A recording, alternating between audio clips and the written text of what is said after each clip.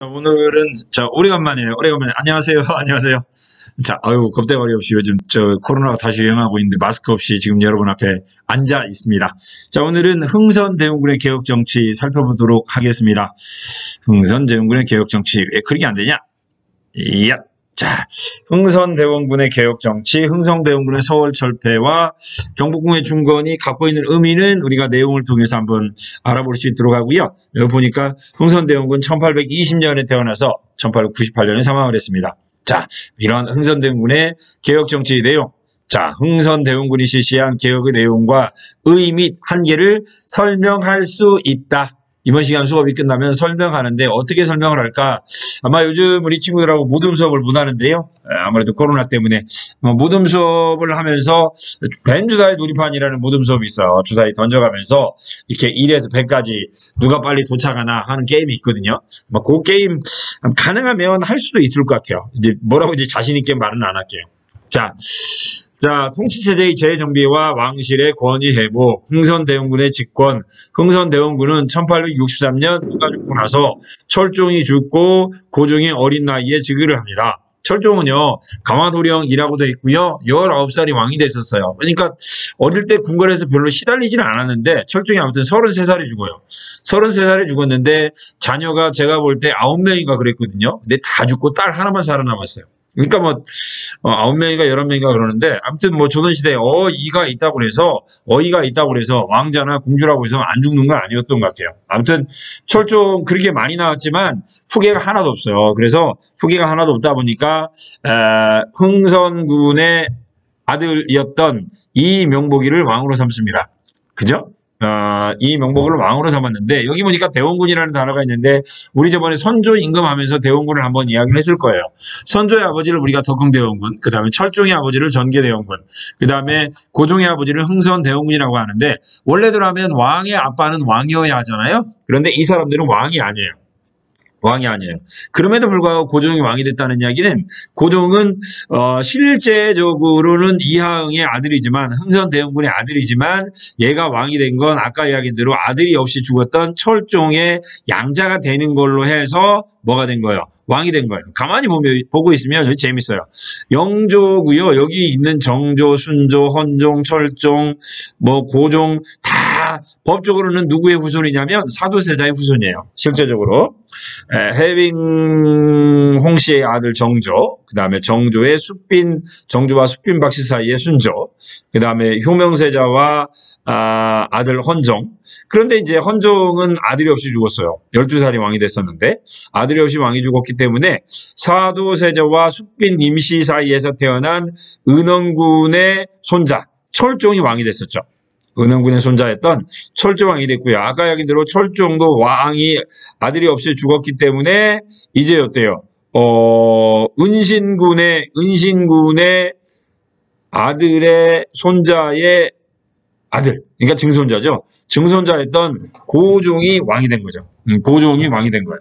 고종이. 근데 이제 아무튼 아까 이야기한 대로 이항은 뭐가 아니었어요. 왕이 아니었는데도 왕이 됐잖아요. 그래서 이런 사람들을 우리가 뭐라 부르는 거예요? 왕의 법적인 아버지가 아니라 실제 아버지 해서 생구, 대원군. 여기도 보니까 전계 대원군. 그렇게 이야기를 하고 있었던 거죠. 가계도 한번 봤고요. 정말 고종은 정말 웃기지도 않게 왕이 된 거죠. 웃기지도 않게 왕이 된 그런 케이스를 엿볼 수가 있었어요. 아무튼 어렵게 왕이 되었던 고종, 12살이 왕이 됐기 때문에 실제 권한은 누가 장악을 합니까? 아버지였던 흥선대원군이 장악을 하게 되는 거죠.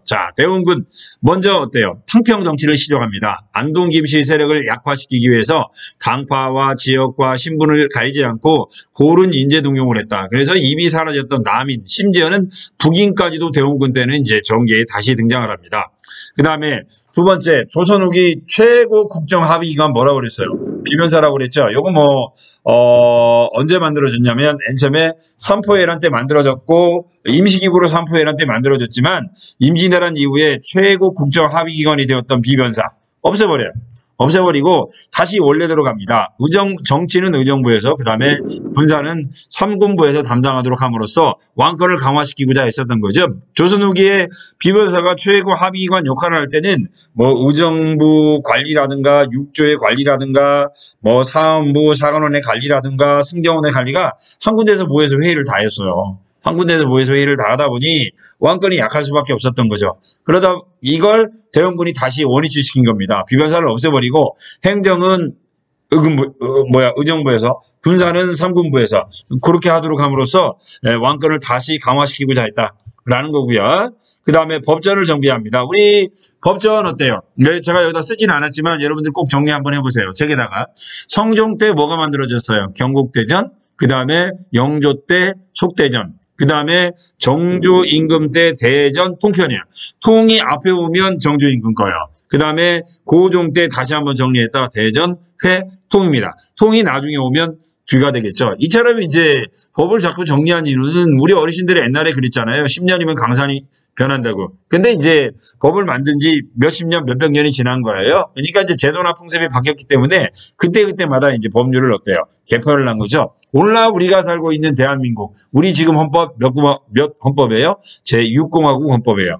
자, 이렇게, 대한민국 기껏해야 이제 뭐 75년 밖에 안 됐지만 그 안에서도 헌법을 우리가 6번이나 바꿨잖아요. 조선시대 이제 어때요? 뭐 500년 역사 가운데 법전 4번 바꾼 겁니다. 4번 바뀌었고요. 그 내용도 가끔가다 시험 문제 잘 나오니까 알아두시기 바라겠고요. 그 다음에 대원군. 자, 우리 저번에 임진왜란 때 많은 문화재가 손실되었다. 대표적인 거 뭐라고 그랬어요? 경복궁과 불국사라고 그랬죠. 근데 이제 경복궁은 조선시대 왕의 전궁이에요. 그런데 이게 임진왜란 때 불났는데 1592년 어떻게 보면 1592년 한 5월, 4월 말에 불탔는데 국가가 왕이 돈이 없었어요. 왕실이 돈이 없어서 약 한 300년간 방치를 했었죠. 이걸 이제 이래가지고는 왕실의 권위가 살 수 있겠냐 해가지고 대원군이 다시 복원을 한 거예요.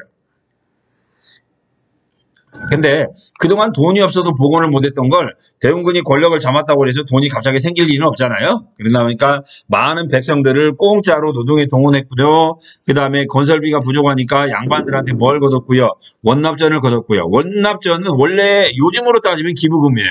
기부금이에요. 원래대로라면 원에서 내는 돈인데 이제 이 강제로 징수하다 보니까 원망하면서 내는 돈으로 바뀌었다라고 이야기를 하고 있고요. 이처럼 이제 1865년부터 어거지로 해갖고 경복궁을 짓고 있는데 중간에 불이 한번 났었어요. 그러다 보니까 경복궁 중간에 대한 백성들의 불만이 훨씬 더 컸던 거죠. 자, 원납전 갖고도 안 되니까 뭘 징수했다? 당백전을 징수했다. 얘도 주관식에 굉장히 많이 나오죠. 당할 땅자 100백자예요. 이게 원래는 상평통보라는 돈이 있었잖아요. 조선시대 때. 인조임금 때 만들었었어요, 이것도. 숙종 때, 인조임금 때 만들고, 숙종 때 이제 막 널리 사용됐었는데, 요 돈에다가, 이게 요즘으로 따지면 상평통보가 그 당시에 10,000원짜리예요. 요즘으로 따지면. 이 세종대왕 얼굴에다가 대원군이 동글배기 2개 덧친 거죠. 그럼 10,000원이 얼마가 되는 거예요? 100만 원이 되는 거죠. 그러니까 국가에 돈이 없으니까 10,000원짜리 돈에다가 동글배기 2개 덧치고 야 이거 100만 원이야 라고 했던 거예요. 100만 원이라고 했던 거예요. 그러니까 100만 원이 100만 원 역할을 하지 못했겠죠. 그래서 이제 어때요? 화폐 가치가 크게 하락을 합니다. 화폐 가치가 하락하면 어떤 일이 벌어지냐면 물가가 폭등을 합니다. 이거 굉장히 중요한 거죠.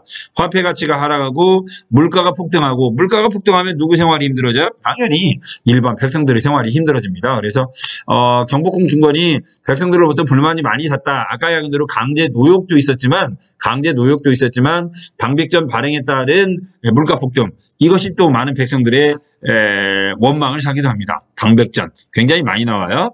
당할 땅자 100백자입니다. 자, 당백전입니다.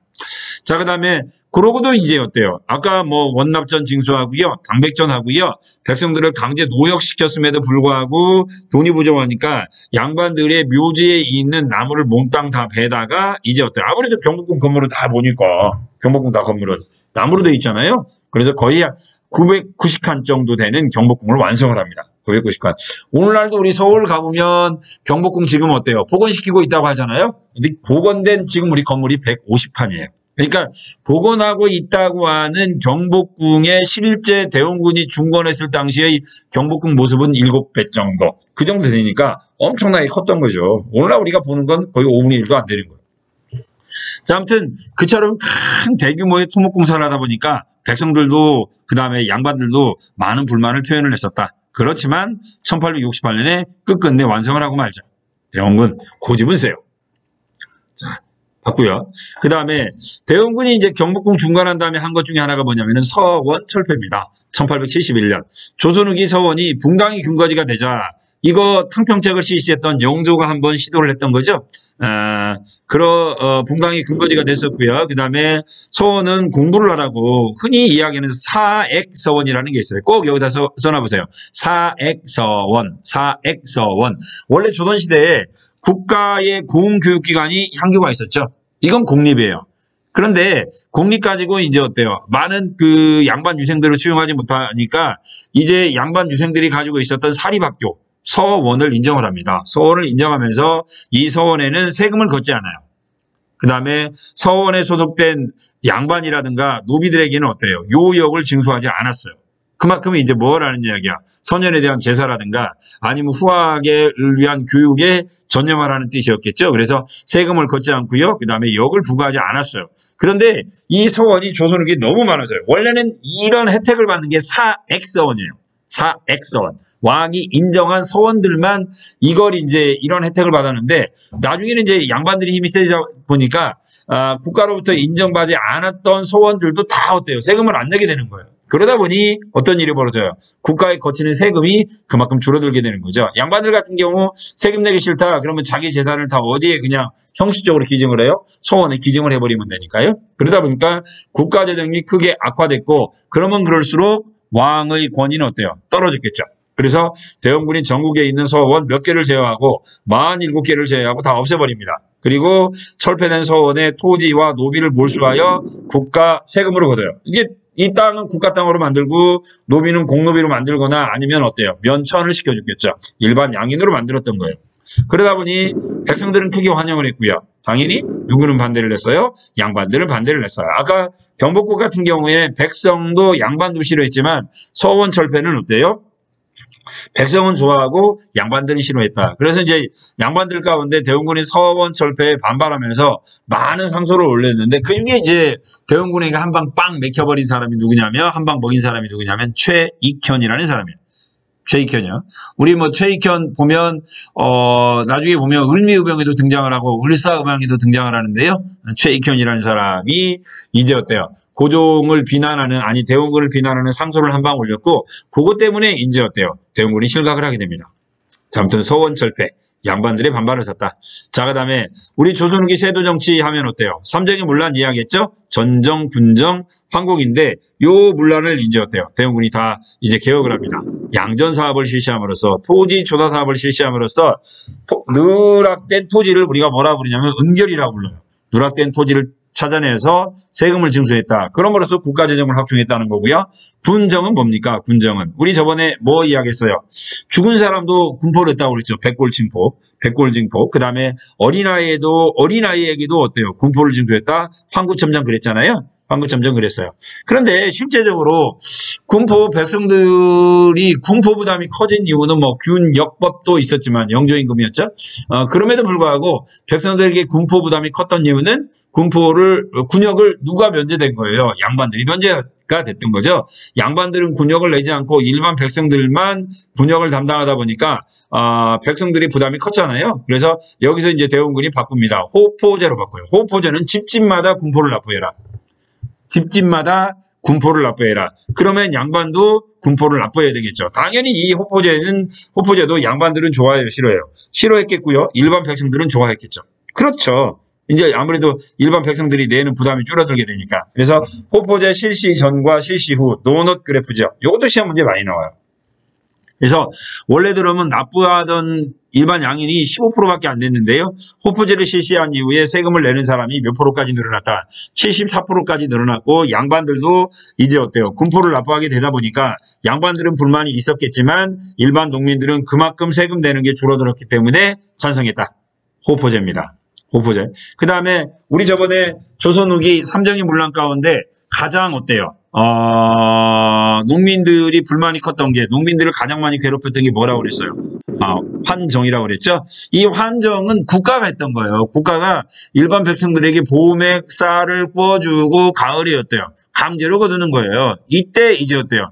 뭐 빌려준 쌀을 뭐 부풀린다든가 한 가마를 빌려줬는데 뭐 세 가마니를 빌려줬다고 장부에 적으면서 뭐 다섯 가마니를 걷어간다든가 이게 그 관리들 즉 향리들의 횡포가 심했죠. 그래서 대원군은 이 환국을 개혁하기 위해서 이걸 국가가 담당하는 게 아니라 어디에서 담당하는 걸로 민간에서 담당하는 걸로 바꿉니다. 그죠? 민간에서 담당했다. 그래서 이걸 사창제라고 불러요. 사창제라고 지역 주민들이 자치적으로 운영하는 걸로 요 삼정의 문란을 개혁함으로써 향리들 지방관들의 횡포를 막음으로써 백성들의 생활을 안정시켜줬다. 이렇게 되는 거죠. 자, 서원철폐 내용이었고요. 호포제고요. 이런 것도 이제 자료 1, 2 같은 경우 바로 이제 이전에 있던 것들인데요. 자료 1, 2 같은 경우 뭐 그 이전 건 뭡니까? 서원철폐라든가 호포제를 실시한 내용과 목적이 뭐냐? 뭐 이런 것들은 서술형으로 충분히 될 수도 있죠. 그 다음에 이것도 이제 어때요? 서원철폐 양반은 싫어했지만 백성들을 좋아했다. 호포제 역시 양반은 싫어했지만 백성들은 좋아했다. 얘도 시험 문제 굉장히 많이 나와요. 객관식으로요. 자, 흥선대원군의 의의환기입니다. 개혁정치의 의의.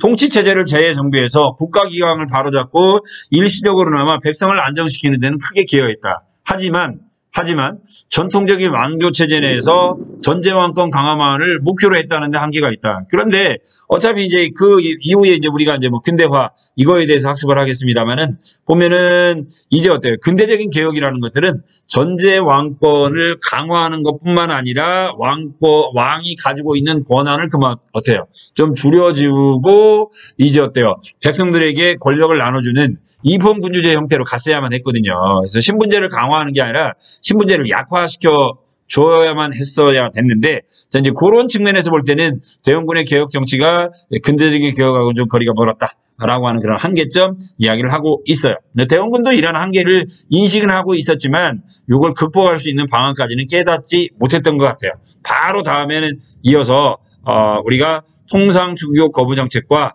왕요의 반발로 양요의 반발로 넘어갈 수 있도록 할게요. 바로 이어집니다.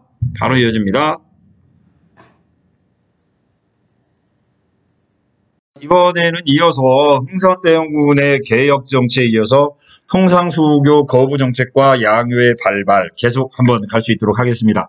양은 좀 많은데 실제적으로 우리가 이제 평가를 하려고 보면 그렇게 많은 편은 못 돼요. 자, 한번 계속 가도록 합니다.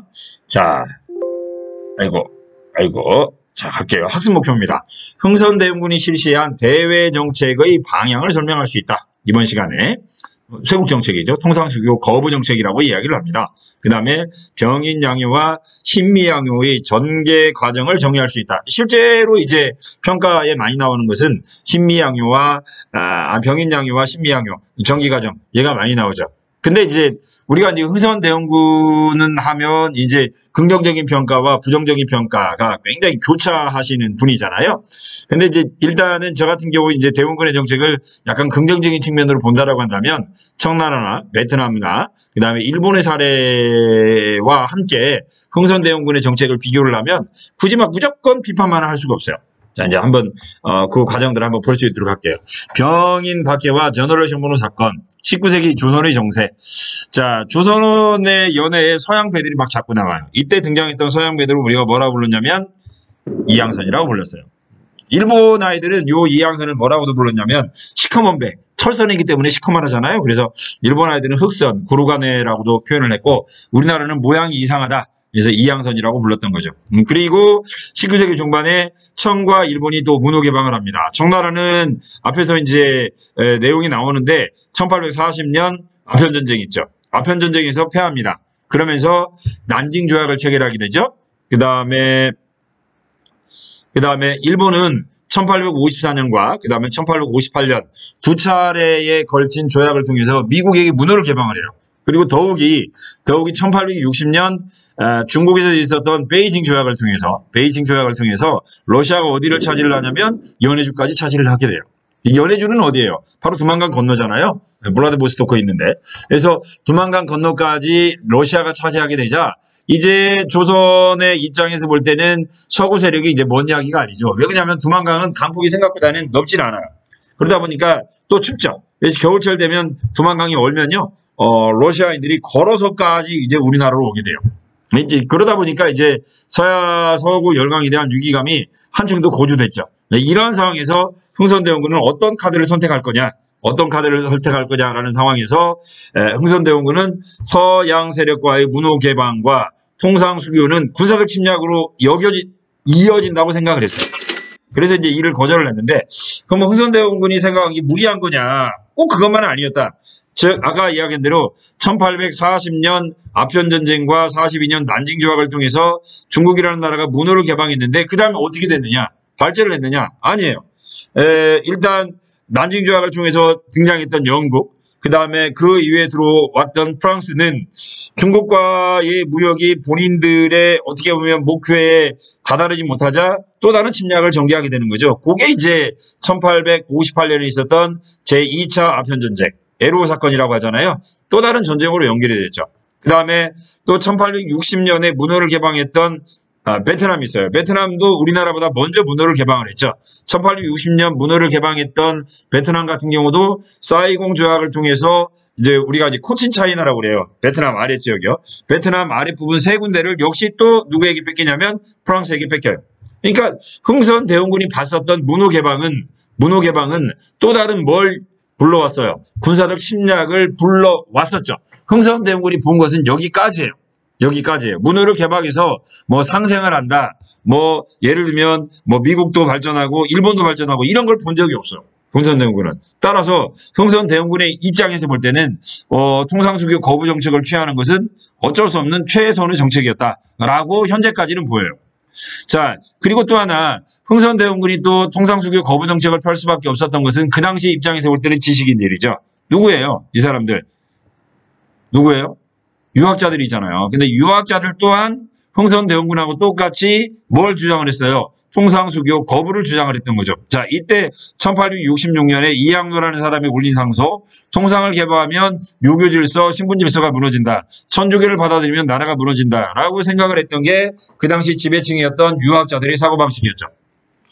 아시다시피 흥선대원군은 자, 민생 안정책을 펴다 보니까 유학자들하고 사이가 별로 안 좋았어요.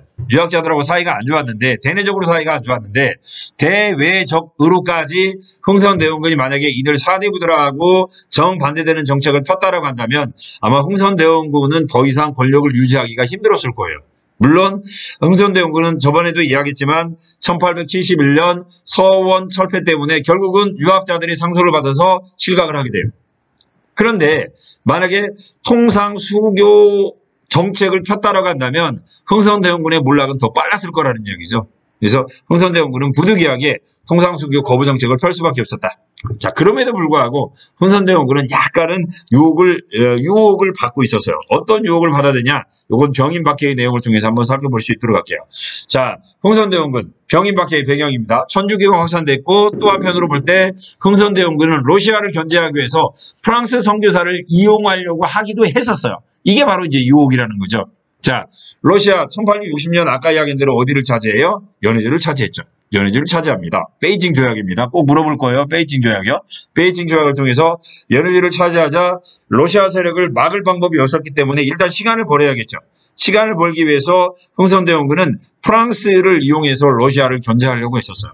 아무래도 흥선대원군도 이제 외교 정세를 어느 정도는 알고 있었다는 거죠. 러시아가 북극곰 싸움을 잘하긴 하는데 얘들이 아직까지는 누구보다는 약하더라. 영국과 프랑스보다는 약하다는 걸 알고 있었어요. 그래서 프랑스 선교사를 이용하려고 했던 거죠.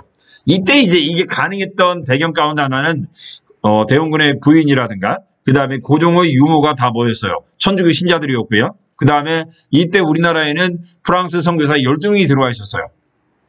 그래서 남종 사람이라는 사람을 통해서 프랑스 선교사와 선이 닿았고요. 그래서 이들 프랑스 선교사를 통해서 중국에 진출해 있는 프랑스 군대를 이용하려고 했던 거죠. 그런데 이게 제대로 이 거래가 되지 않았고요. 그 다음에 또 하나 아까 이야기한 대로 유학자들은 어때요? 천주교 탄압을 강하게 주장을 했고요. 그 다음에 때마침 중국에서도 천주교 신자를 박해했다는 이야기가 들려와요. 그래서 어차피 회담이 어떻게 보면 자신의 계획이 결렬되자 대원군도 또한 1866년 어때요? 천주교에 대한 대대적 탄압을 하게 되는 거죠. 그게 바로 이제 뭐예요? 병인 박해입니다. 그래서 약 8천여 명의 천주교 신자, 그 다음에 우리나라에 들어와 있던 12명의 프랑스 선교사 가운데 9명이 처형이 돼요. 우리 교과서에 보면 이때 천주교 신자들을 대대적으로 어때요? 처형했던 공간이 있어요. 처형했던 공간. 교과서에 사진이 있으니까 문제 될 거예요. 절두산이죠. 절두산. 벨절자, 끊을 절자, 머리두자예요. 엄청나게 많은 사람들을 한강변에 있는 절두산에 앉혀놓고 여기서 처형을 했던 거죠. 그래서 그 자리에 이제 오늘날 천주교 입장에서 볼 때는 순교하신 분들을 기리기 위해서 성당을 만들었다. 절두산 성당. 이게 바로 이제 병인 박해를 상징하는 공간이 됩니다. 자, 일단 1866년 1월 병인 박해가 일어났었고요. 그 다음에 1866년 7월 저너럴 셔머노 사건이 일어나요. 이건 군함은 아니고요. 미국 상선이에요. 미국 상선 저너럴 셔머노가 대동강까지 올라와서 우리나라에서 뭘 요구해요? 통상을 요구합니다. 그 다음에 또 이제 선박이다 보니까 오랫동안 바다를 항해하다 보면 식량과 물이 떨어지겠죠. 그래서 대동강까지 와서 물을 요구하고 그 다음에 식량도 요구를 해요. 그냥 단순히 물을 요구하고 식량만 요구했으면 상관이 없을 텐데 얘들이 플러스 알파로 통상까지 요구하면서 대동강까지 올라왔던 저너럴 셔머노가 대포를 빵빵빵빵 쏩니다. 그러다 보니까 피해를 입은 사람들이 있었겠죠. 이 당시 평양에는 그 평안도 관찰사가 누구냐면 나중에 통상 개화론을 주장하는 박규수라는 사람이에요. 근데 박교수는 미국 상선과 싸우고 싶은 생각이 없었는데 얘들이 이제 막 대포를 빵빵 쏴대면서 너무나 많은 피해를 입히니까 어쩔 수 없이 이 저너럴 셔머노를 침몰시킵니다. 침몰시키는 과정도 좀 눈물 나죠. 뭐 아까 이야기한 대로 상선이 대동강가로 올라갔다 내려갔다 하면서 대포를 쏘니까 속수무책이에요. 그래서 속수무책이었는데 아무래도 이제 우리나라 서해안은 뭐예요? 조수간만한 차가 크죠. 이게 왔다 갔다 하다가 썰물이 되니까 요 배가 딱 모래토대에 걸린 거예요. 그러자 이제 박 교수가 대동강에 있던 조그만한 쪽배에다가 어때요? 화약을 실죠. 화약을 실어가지고 저너럴 셔머노로 보내가지고 폭발을 시킵니다. 요즘으로 따지면 뭐예요? 어뢰죠, 어뢰. 그래서 저너럴 셔머노에 탔었던 뭐 선원과 그 다음에 상인들 23명 전체가 죽습니다. 이게 바로 저너럴 셔머노 사건이죠. 좀 눈물 나요. 격침시키는 과정도 보면 아까 이야기한 대로 뭐 그 썰물 때 그냥 겨우 침몰을 시킵니다. 자, 요게 이제 그 아까 여긴 저너럴 셔머노 사건인데 얘는 1866년 7월이에요. 그 후로 오랫동안 미국은 저너럴 셔머노가 어디 갔는가를 몰랐어요. 약 5년간. 그 다음에 이제 1866년 9월 뭐가 일어나면 병인양요가 일어나요. 이 병인양요는 아까 이야기했던 1월 달에 있었던 병인 박해를 구실로 프랑스 함대가 쳐들어옵니다. 로즈죠, 로즈. 로즈 제독이 군함 약 7척을 이끌고 쳐들어와요. 자, 결과 한성군이 문수산성에서 양원수가 정족산성에서 그래서 병인양요하면 가장 대표적으로 요 양원수 장군의 정족산성 전투를 이야기해요. 그리고 프랑스군이 철수하는 과정에서 유명한 뭐예요? 외규장각. 여기 있는 거죠. 규장각은 우리가 어디서 들어봤죠? 규장각. 그렇죠. 정조 임금이 만들었던 왕실 도서관 이름이 규장각이었잖아요. 왕실 도서관 이름이 규장각이었는데 이게 규장각은 서울에 있는 거고요. 여기에 있던 책 가운데 일부를 강화도에 보관을 한 거예요. 아무래도 조선이라는 나라는 건물이 목재 건물이다 보니까 화재에 취약해요. 그래서 책의 일부를 이제 어때요? 외곽에다 따로 보관했는데 따로 보관하는 곳은 어디예요? 가장 외부의 침략을 안 받을 곳에다가 보관을 해야겠죠. 그러다 보니까 그동안은 우리나라 외부 침략은 어때요? 북방민족이었고 북방민족은 뭐에 약했어요? 해전에 약했죠. 그래서 어디에다 보관을 한 거야? 소중한 책을 강화도에다 보관을 했던 거예요. 그게 바로 바깥에 있는 규장각 해가지고 외규장각이라고 이야기했던 거죠. 외규장각에 있는 의궤입니다. 의궤는 뭐냐면 조선시대 왕실과 국가의 중요 행사를 일일이 그려놓은 책이에요. 요즘으로 따지면 동영상이죠. 요즘으로 따지면 동영상이에요. 그래서 이 의궤를 보면 그 당시 조선의 뭡니까? 뭐 복장이라든가 그 다음에 페스티벌이라든가 아니면 세레모니를 할 때 어떤 식으로 했는가를 그대로 알 수 있는 거예요. 아까 이야기한 대로 동영상이니까. 근데 이 소중한 자료를 강화도에 놨는데 나중에 어때요? 프랑스군이 다 약탈을 해 갔던 거죠. 자, 그리고 요 병인양요는 흥선동군의 통상수교 거부 정책의 의지를 더욱더 어때요? 강화시켜줘. 왜? 우리가 싸워서 이겼기 때문에. 자, 아까 이야기한 대로 병인양요. 얘들이 강화도로 와서 백기를 따라서 한 방에 어디로 가려고 했던 거예요. 서울로 진격을 하려고 했던 거죠. 그러다 보니까 이제 강화도가 주된 침략 루트가 됐던 거고요. 맨 처음에 강화도로 들어가는 입구 문수산성에서 전투를 벌였는데 이겨요. 그런데 이제 이때 이제 우리가 이제 병인장교 때 보면 프랑스군이 강화도를 아주 쉽게 점령을 합니다. 아주 쉽게 이제 강화도가 점령이 되자 조정이 발칵 뒤집혀졌죠. 그래서 이제 강화도를 다시 탈환하기 위해서 조선군을 몰래 이제 어때요? 배에 실어서 정족상성으로 보내요. 이때 이제 프랑스군이 총을 갖고 있었기 때문에 이들과 싸우기 위해서 조선에서는 전국에서 가장 내노라는 포수 약 500여 명을 선발합니다. 포수는 호랑이 잡는 사람들이잖아요. 포수 500여 명을 선발해서 밤에 몰래 정족상성으로 보내요. 그래서 500여 명이 몰래 숨어서 매복을 하고 있었어요. 그런데 그 앞으로 프랑스군이 지나갔던 거죠. 프랑스군이 지나가자 약 150명이 프랑스군이 지나갑니다. 그래서 500여 명이 잠복하고 있다가 일제히 사격을 가해서 프랑스군을 격퇴합니다. 이때 뭐 프랑스군이 어마어마하게 죽어요. 30명이 다쳐요. 자그마치. 그리고 7명이 죽어요. 150명 가운데 7명이 죽자 프랑스군이 깜짝 놀라서 철수한 거. 그게 바로 병인장이에요. 웃지 말아요. 웃지 말아요. 뭐 어마어마한 전과를 거둬요. 자, 그래서 프랑스군을 격퇴했던 결정적 전투는 바로 양원수 부대의 정족산성 전투였고요.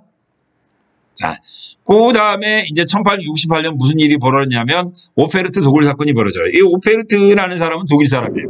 독일 사람. 오페르트가 역시 우리나라에 와서 통상 요구를 하다가 거부당하자 다시 홍콩으로 돌아가요. 홍콩으로 돌아가서 그 당시 집권자가 흥선대원군이었어요. 68년이니까. 아버지 무덤이 서해안에 있다는 걸 알아요. 서해안 덕산에 있었어요. 덕산에. 그래서 야 얘네 조선인들은 무덤에다가 많은 금은부화를 넣어놓는다더라. 그래서 걔네 아버지의 무덤을 도굴 하면 우리가 많은 이익을 얻을 수 있을 거야 해가지고 홍콩 조폭 한 20여 명을 데리고 와서 덕산에 있었던 남영건 무덤을 도굴을 합니다. 그런데 이제 이 흥선대원군이 왜 아버지 무덤을 바닷가에 놨느냐? 바닷가에 놓은 이유는 흥선대원군이 자기 아들을 왕으로 만들기 위해서 전국에 있는 풍수 지리학자에 물어보니까 이곳에다 만들면 아들이 반드시 왕이 된다라고 했던 곳에다가 아버지 무덤을 이장을 시켜요. 그런데 바닷가에서 너무 가까우니까 해일이 닥치면 무덤이 쓸려가게 생겼는 거라. 그래서 무덤을 어떻게 만들어요? 관을 만들고 그 위에다가 철판을 씌웠어요.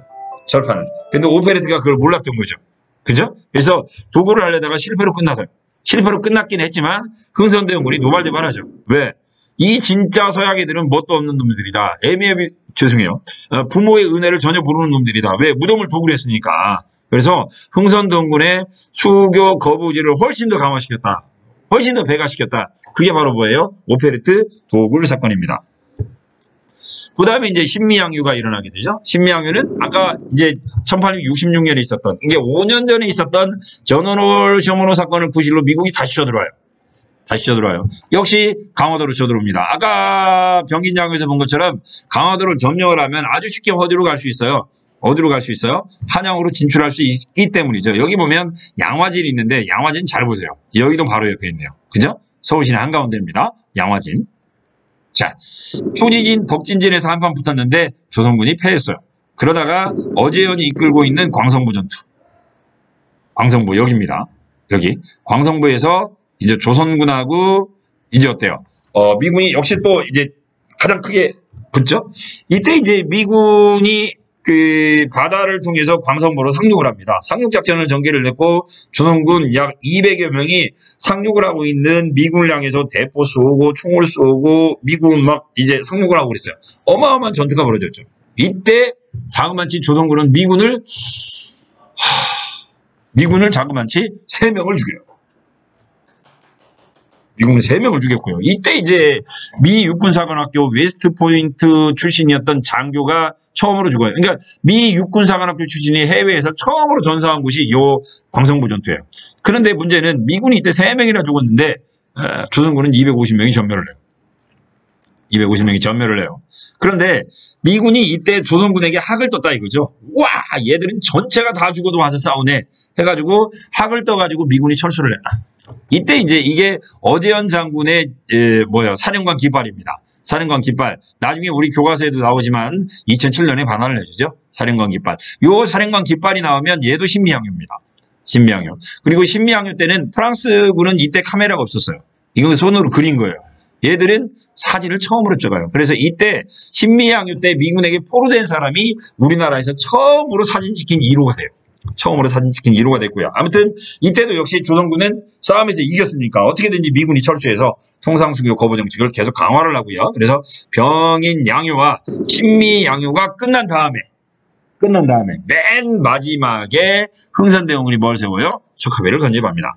척하비는 맨 어때요? 마지막에 세운다는 거고요. 이 척하비의 내용은 서양과 통상 수교를 하자는 것은 나라를 팔아먹는 일이다. 절대 뭐 하면 안 된다? 뭐 하면 안 된다?